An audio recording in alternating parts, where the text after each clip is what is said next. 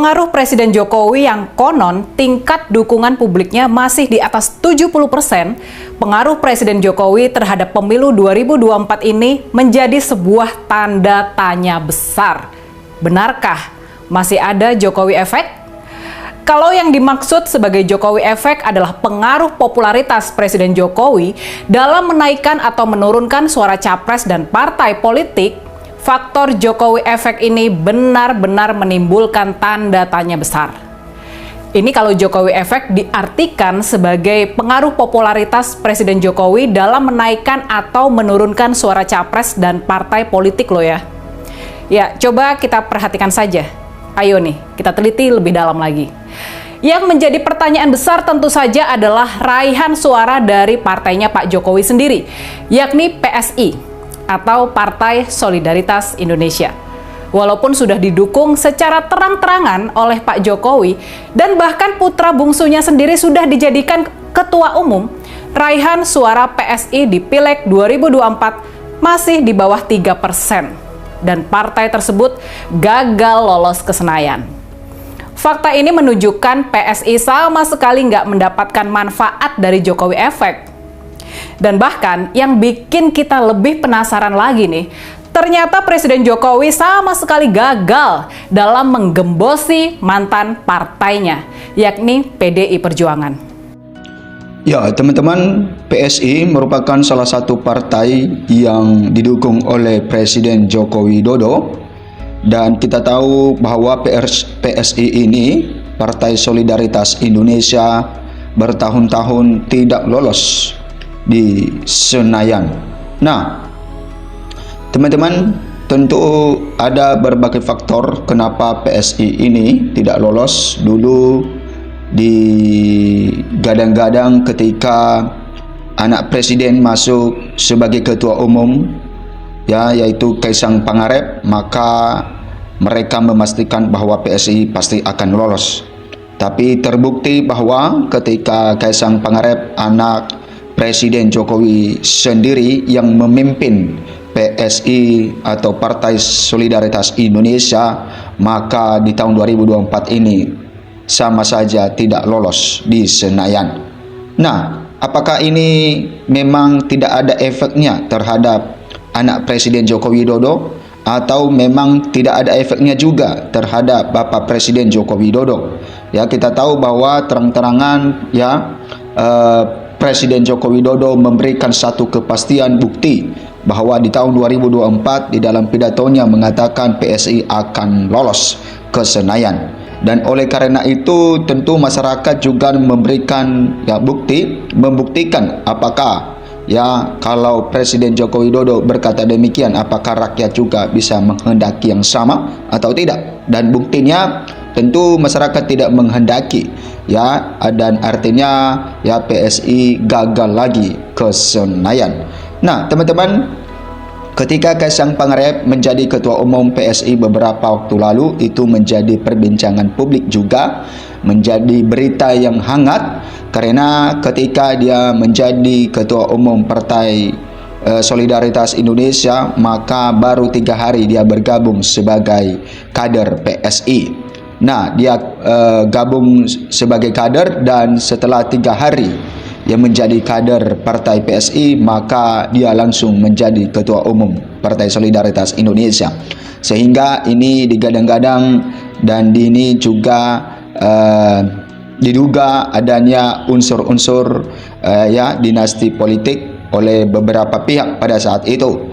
Ya, karena ada beberapa kader yang berkarya di PSI bertahun-tahun tetapi tidak menjadi ketua umum, dan itulah yang disorot oleh para pengamat politik bahwa ya ada kader yang benar-benar bekerja di situ, tetapi kenapa yang baru 3 hari menjadi kader bisa menjadi ketua umum Partai PSI.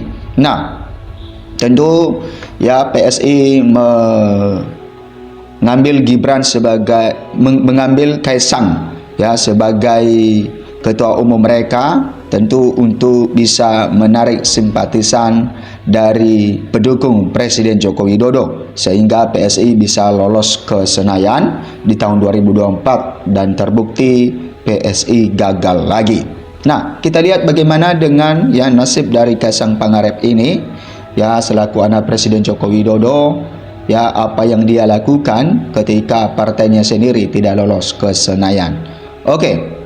PSI gagal ke Senayan versi quick count dan real count pemilu 2024. PSI berpeluang besar gagal melaju ke gedung DPR RI Senayan usai perolehan suara yang kurang dari 4% berdasarkan hasil quick count dan real count pemilu 2024. Ternyata PSI kurang perolehan suara kurang dari 4%. Oke. Partai Solidaritas Indonesia PSI terancam gagal mengirimkan wakil ke DPR RI usai hasil quick count pemilu 2024 dari sejumlah lembaga survei dan hasil sementara real count KPU. Seluruhnya menunjukkan perolehan suara PSI kurang dari 4%. Adapun ketentuan tersebut tertuang dalam Undang-Undang Pemilu, tepatnya pada pasal 414 ayat 1 yang berbunyi partai politik peserta pemilu harus memenuhi ambang batas perolehan suara paling sedikit 4% dari jumlah suara dan sah secara nasional untuk diikutkan dalam penentuan perolehan kursi anggota DPR. Nah, partai yang dinahkodai putra bungsu Presiden Joko Widodo itu atau Jokowi Kaisang Pangarep ini tercatat hanya mendulang 2,90% suara berdasarkan quick count lembaga survei Indonesia LSI per 20 Februari 2024 jam 15.00 WIB. Setali 3 uang hasil quick count indikator politik Indonesia menunjukkan PSI hanya memperoleh 2,81%, sedangkan quick count poll tracking Indonesia sebesar 2,89% suara. Nah, ternyata teman-teman bahwa walaupun PSI ini Partai Solidaritas Indonesia dipimpin oleh putra bungsu Presiden Joko Widodo sendiri, dan tentu ketika Pak Jokowi berpidato tentang acara-acara yang dilakukan oleh PSI, maka tidak memberikan jaminan bahwa PSI bisa lolos ke Senayan. Hanya mencatat mendulang suara 2,90%, dan artinya masih belum sampai 3%, bahkan 4%. Karena untuk bisa lolos ke Senayan, yang mengirimkan anggota DPR ke Senayan harus mencapai 4%. Nah, sehingga Partai PSI ini tentu menunggu 5 tahun ke depan lagi untuk berjuang lolos ke Senayan. Nah, teman-teman, tentu masyarakat Indonesia sekarang ini sudah pintar mana yang harus diperjuangkan, mana yang tidak, sehingga karena Indonesia sekarang sudah berada di dunia digital, sehingga semua anak-anak muda mengetahui siapa partai-partai dan pemimpin yang bagus. Nah, kita lihat real quick count KPU hasil sementara di tahun 2024 ini, teman-teman. Di sini masih PDIP masih yang teratas walaupun di pemilu di Pilpres maksudnya PDIP kalah dengan Prabowo Subianto, tetapi di Senayan dia lebih unggul.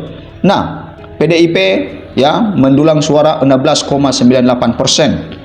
Nah, Golkar nomor 2, Golkar 15,02%, baru Gerindra yang dipimpin oleh capres nomor urut 2 yaitu Prabowo Subianto yaitu 13,39%. Nah, kemudian di bawahnya PKB yang dipimpin oleh Muhaimin Iskandar atau cawapres dari Anies Baswedan 11,84%. Kemudian Nasdem yang dipimpin oleh Surya Paloh yang mengusung Anies Baswedan menjadi capres yaitu 9,36%. Kemudian PKS 7,48% sebagai koalisi pendukung Anies Perubahan. Kemudian Demokrat yang dipimpin oleh Agus Harimurti Yudhoyono atau AHY 7,41%. Kemudian PAN yang dipimpin oleh Zulkifli Hasan yaitu 6,89%, dan P3 yang merupakan partai koalisi dari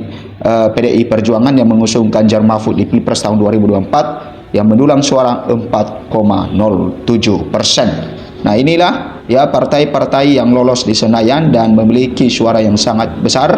Dan seperti kita lihat dari PSI tadi, ya hanya mencapai 2,90 sekitar 89% ya mereka mendapatkan suara. Tentu mereka tidak lolos lagi untuk di Senayan tahun ini. Tentu mereka berjuang lagi di 5 tahun ke depan ya, bagaimana cara mereka untuk bisa lolos ke Senayan ya, karena walaupun sudah dipimpin oleh sebagai putra bungsu Presiden Joko Widodo dan Presiden Joko Widodo tentu berkontribusi di dalamnya, tentu itu tidak memberikan jaminan bahwa PSI bisa lolos ke Senayan. Ya, teman-teman, berikan komentar Anda ya, bagaimana pendapat Anda dengan hal ini dan apa yang dilakukan oleh PSI supaya nanti di tahun ke depan bisa lolos ke Senayan.